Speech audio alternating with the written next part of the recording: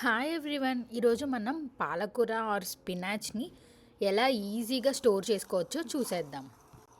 ముందుగా ఇక్కడ మనం స్పినాచ్ని వాష్ చేసుకొని నెక్స్ట్ బాయిల్ చేయడం కోసం ఆల్రెడీ వాటర్ ఉన్న ప్యాన్లో నేను యాడ్ చేస్తున్నాను స్పినాచ్ని.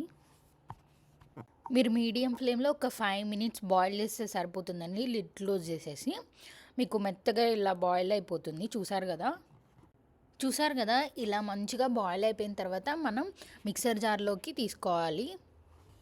ఈ మిక్సర్ జార్లోకి తీసుకున్న తర్వాత ఒక 5 to 10 మినిట్స్ అది కొంచెం కూల్ అయిన తర్వాత మనం గ్రైండ్ చేసేసుకుంటే సరిపోతుందండి.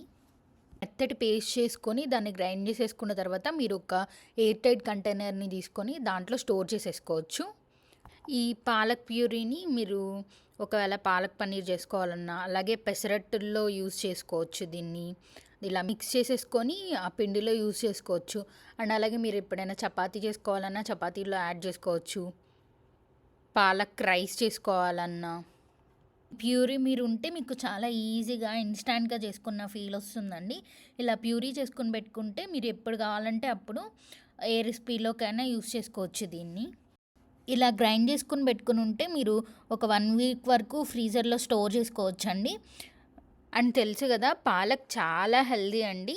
అండ్ ఈ టిప్ని అయితే ఒక్కసారి ఫాలో అవ్వండి, నెక్స్ట్ టైం మీకు చాలా ఈజీ అయిపోతుంది కుకింగ్.